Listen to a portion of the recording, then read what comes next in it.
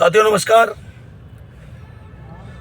काफ़ी लोग मेरे फ़ोन कॉल ना उठाने का, मेरी वीडियो ना आने का ऑब्जेक्शन उठा रहे हैं। साथियों, मेरी बहन की सगाई है आज और मैं वहाँ बता कर भी आया था।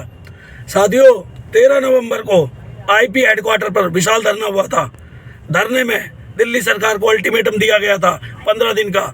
अगर 15 दिन में हमारा परमानेंट की कोई स्कीम फाइल पास नहीं होती, हमारी मांगों को नहीं माना जाता, तो 15 दिन बाद हड़ताल भी हो सकती है, चक्का जाम भी हो सकता है, रैली भी हो सकती है। साथियों, उसी बीच में 15 दिन पहले होने से पहले पिंक डिपो की ओपनिंग में लड़कियों ने धरना प्रदर्शन कर दिया, चक्का जाम कर दिया, अपना गेट का डिपो रोक दिया। साथियों, जब इन्होंने वहां से वीडियो वायरल की तो सबसे पहले डीटीसी कर्मचारी एकता यूनियन पूरी अपने सदस्यों के साथ वहां पहुंची और सभी कर्मचारियों को वहां आने का आह्वान किया। और वहां पहुंचने पर साथियों सबकी व्यवस्था की, इनके लिए रजाई, गद्दा, खाना पीना सब सामान वहां पहुंचाया। साथियों, डीटीसी कर्मचारी एकता यूनियन कॉन्ट्रैक्ट कर्मचारियों की यूनियन है।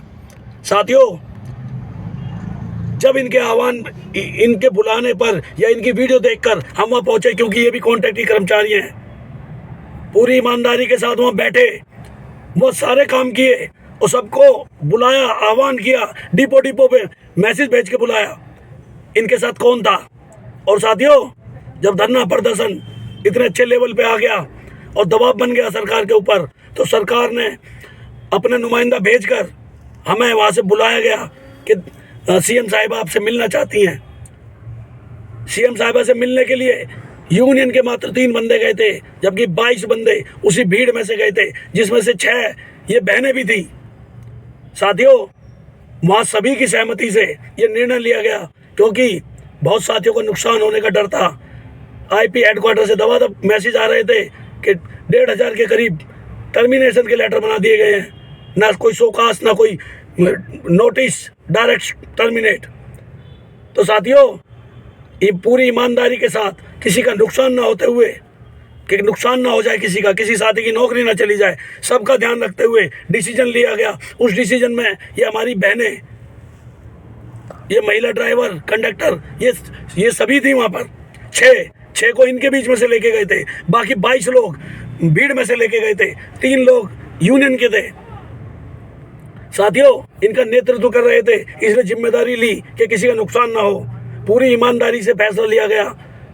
और साथियों, जिनको लगता है, बताया गया कि धोखा दिया है, किस प्रकार का धोखा दिया होगा, बताया जा रहा है कि पैसे लिए हैं वहां से।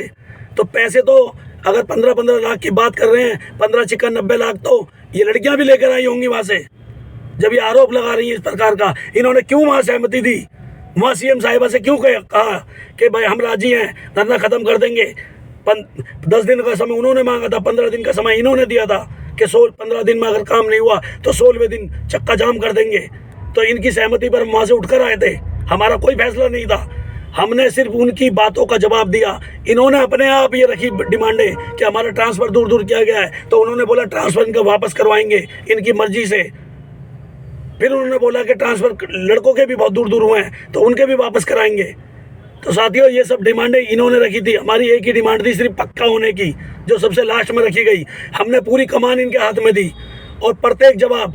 और जो साथी ये कह रहे हैं कि 2018 वालों का मुद्दा क्यों उठाया वहाँ पर, तो 2018 का मुद्दा हमने नहीं उठाया। हमने बोला कि हड़ताल में किसी को नुकसान नहीं होना चाहिए, किसी को नोटिस नहीं मिलना चाहिए, किसी को कोई टर्मिनेट नहीं होना चाहिए। तो उन्होंने कहा कि धरना प्रदर्शन के नाम पर 2015 से केजरीवाल जी ने ऑर्डर किया है, किसी को नहीं निकाला जाएगा। तब मैंने बोला कि 2015 से ऑर्डर किया, नहीं निकाला जाएगा, तो 2018 में क्यों निकाला गया था, उनको भी वापस लो। सिर्फ इसलिए मुद्दा रखा था। और नहीं हमें जरूरत डीटीसी की नौकरी की, LLB करके अपना पेट पाल रहे हैं, हमें जरूरत नहीं है, लेकिन जुनून है कि हमारे प्रत्येक कर्मचारी को उनका हक मिले। लेकिन साथियों, आज जब हमने धरना करने के लिए, जब इन बहनों ने भी बोला, इन्होंने वीडियो में वहाँ आकर बोला और वहाँ से भी बोला सचिवालय से, और यहाँ धरने पर भी आकर बोला कि धरना खत्म हो गया भाइयों, अपनी ड्यूटी करो। और अपनी ड्यूटी करने के बाद 10 दिन का इंतजार करो, अगर नहीं हुआ तो 15 दिन हमारी तरफ से, 16वां दिन हमारा, हम चक्का जाम कर देंगे। तो ये सब फैसले इनके लिए गए थे। इन्होंने यहाँ पर आकर अपना फैसला पलट दिया। वो भी रात को नहीं पलटा, रात को राजी थी सब कुछ, जब हमारे जाने के बाद सुबह फैसला पलट दिया। साथियों, कहीं ना कहीं इसमें मुझे किसी न किसी विपक्षी की बात नजर आ रही है। और साथियों, बहकावे में आकर आप जो एक कदम उठा रहे हो, क्योंकि दिल्ली सरकार ने आपके साथ सहमति जताई, तो हमारे को भी उनको दिखाना चाहिए था कि हमने आपकी बातों को माना, आप हमारी भी बातों को पूरी तरीके से माने। उन्होंने विश्वास दिलाया है 2-3 दिन के अंदर आपको सारी कार्रवाई दिखाई दे जाएंगी।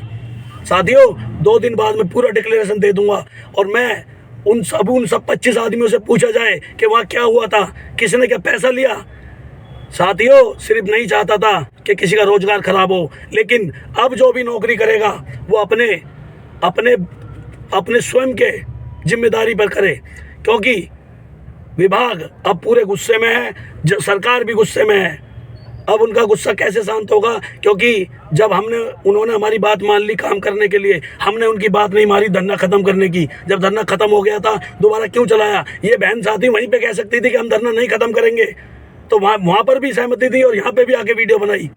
साथियों, मुझे समय नहीं था, मेरी बहन की शादी है और मैं बहुत ज़्यादा बिजी था, क्योंकि पूरी जिम्मेदारी मेरे ऊपर है, करने वाला कोई है नहीं, मेरे पिताजी है नहीं, इसलिए सारी जिम्मेदारी मेरे ऊपर थी।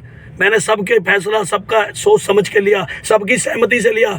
जब जितने साथी जो आए थे, मैं उन्हें नहीं जानता, वो सब वहाँ धरने से आए थे उठ के, और बाकी ये 6 बहनें थी, बाकी 3 बंदे हम यूनियन के थे, सबकी सहमति से फैसले लिए गए। अगर फैसला मंजूर नहीं था तो वहीं मना कर दिया जाता। कोई फैसला अभी भी ये नहीं मान रहे, फैसला जो हुआ है ये ना माने, कोई बात नहीं, हमने सबके हित में लिया था। अब जो रिस्पॉन्सिबिलिटी होगी इनकी होगी, किसी की नौकरी जाती है, किसी के साथ कानूनी कार्रवाई होती है, हम उसमें बीच में नहीं, हमारा कोई समर्थन नहीं है।